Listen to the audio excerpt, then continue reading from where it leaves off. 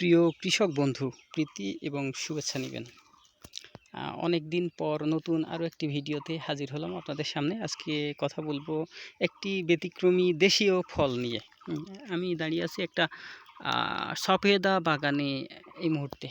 তো সফেদা এমন একটি ফল, এটা বাংলাদেশের উপকূলীয় এলাকায় অর্থাৎ দক্ষিণ অঞ্চলে বেশি চাষাবাদ হয়ে থাকে।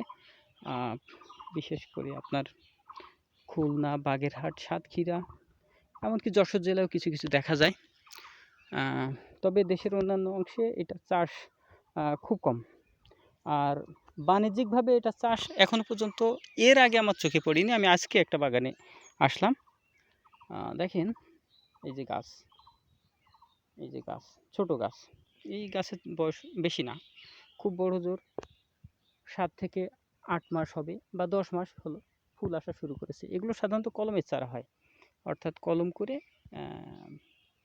মা গাছ থেকে এ ধরনের চারা উৎপাদন করা হয়, যে কারণে প্রায় 1 বছরের মধ্যেই ফল পাওয়া সম্ভব। তো এখানে এই বাগানে এখানে সিমের মাচা ছিল, এখন সিমের চারা গজাচ্ছে। তো সিমের মাচা ছিল, ওই পাশে অন্য ফসলের মাচা ছিল। বেশ বড় জায়গা, আমি বলবো যে প্রায় 1 একরের বেশি, প্রায় 4 বিঘা জায়গা জুড়ে এরকম এই বাগান। অনেক বড় বাগান, যেখানে গাছে এই মুহূর্তে ঠিক ফুল আসছে। তো এর আগে আমি যেটা বলছিলাম যে এত বড় সবেদার বাগান আমার চোখে পড়েনি, তো আজকে প্রথম। তো যে কারণে আমি এখানে আজকে কিছু কথা বলবো। বাগান যেহেতু, প্রথম বিষয়টা হচ্ছে গাছের গোড়া চারপাশের পরিষ্কার পরিচ্ছন্নতা। তো এই বাগানে সেটা আছে, খুব সুন্দর পরিবেশ। মানে মাঝখানে মাচা থাকলেও উনি যেহেতু একটা সাথী ফসল নিচ্ছেন, গাছগুলো ছোট থাকা পর্যন্ত। এখন এই গাছ সম্পর্কে যদি বলি, অনেকটা উপকূলীয় এলাকার লবণ সহিষ্ণু গাছ, এবং গাছে প্রচুর ফল হয়, যেহেতু দেশীয় ফল। এর বাজার মূল্য কিন্তু বেশ ভালো থাকে, এবং এটা অত্যন্ত পুষ্টিকর একটা ফল।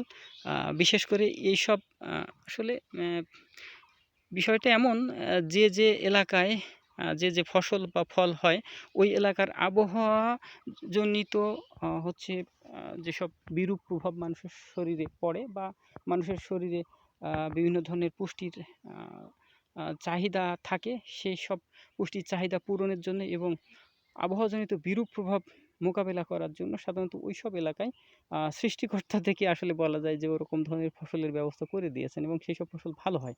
দেখেন, এখানে একটা বড় সফেদা ফল এখানে দেখতে পাচ্ছি, একটাই ফল আছে।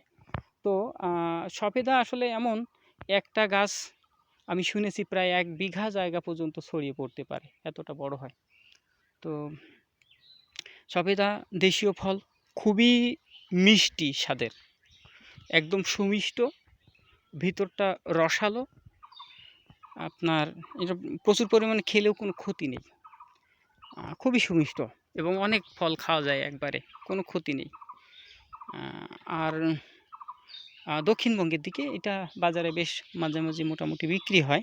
সাধারণ ফলের দোকানে এটা চোখে পড়ে না, কিন্তু আপনার এমনি লোকাল বাজারে সবেদা ফল বিক্রি হয়। এটা লম্বা শেপের, কিন্তু গোল শেপের, বিভিন্ন শেপের ফল যে আপনার সফেদার জাত রয়েছে, বিভিন্ন শেপের ফল বিশিষ্ট সবেদার জাত রয়েছে। আমি একটা ডালে দেখো কি পরিমাণ ফুল, এতে প্রচুর পরিমাণ ফল হয়, এবং আপনার বলা যায় যে সারা বছর এই সফেদা ফল ধরতে থাকে এবং বড় হতে থাকে, এবং সারা বছর ফল সংগ্রহ করা যায়, খাওয়া যায়, বাজারজাত করা যায়।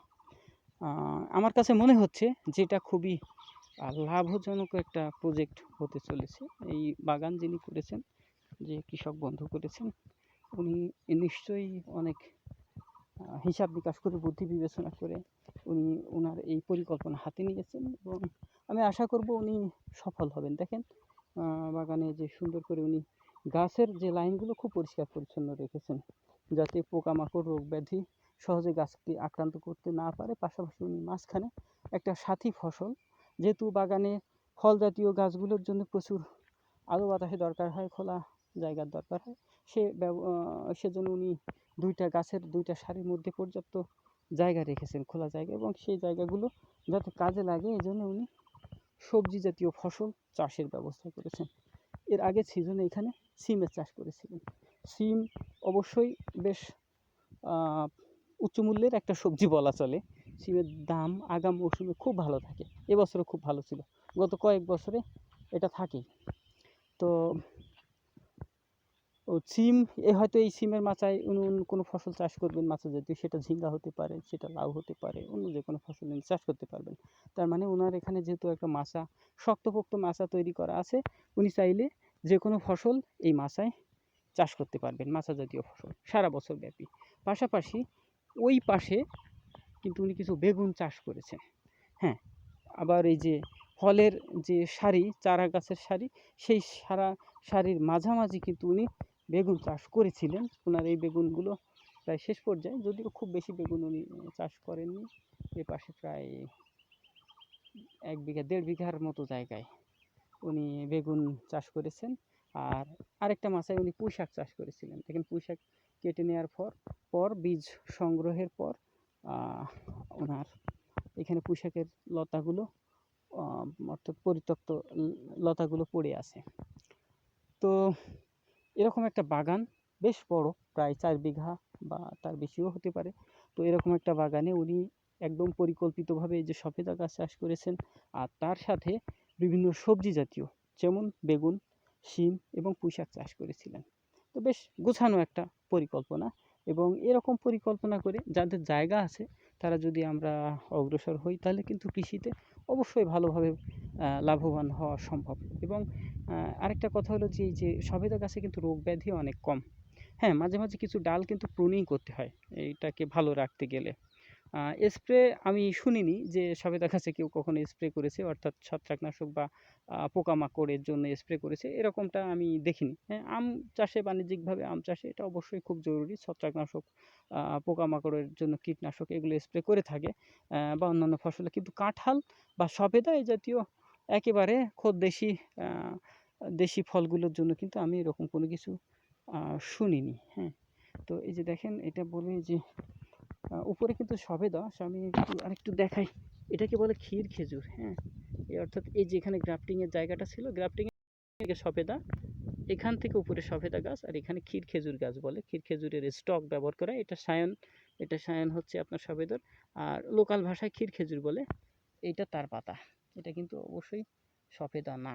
হ্যাঁ, এইটা তো হচ্ছে এটাই ছিল আজকের মোটামুটি কথাবার্তা। একটু যদি সংক্ষেপে আরেকটু বলি যে এটা অবশ্যই বাণিজ্যিকভাবে তৈরি করা একটা সফেদা বাগান, যার মাঝখানে সবজি, বিভিন্ন মৌসুমের সবজি, এক এক সময়, বছরের এক এক সময় এক একটা সবজি হয়, সে অনুযায়ী প্ল্যান করে উনি বিভিন্ন সবজি চাষ করছেন। আর হচ্ছে একই সাথে একটা সুন্দর ফল বাগান আমার এই কৃষক বন্ধু উনি করে তুলেছেন। সবেদা গাছ কিন্তু বহু বর্ষজীবী, অনেক বছর টিকে থাকে, অন্তত 20-25 বছর কমপক্ষে তো হবেই, তারও বেশি হয়তো বা, অনেক বড় হয়। আমি আগেই বলেছি প্রায় 1 বিঘা জায়গা জুড়ে একটা গাছের আকার হতে পারে, কিন্তু শিকড় ছড়াতে পারে, বা ডালপালা অত না ছড়ালেও শিকড় কিন্তু প্রায় 1 বিঘা জায়গা জুড়ে ছড়াতে পারে।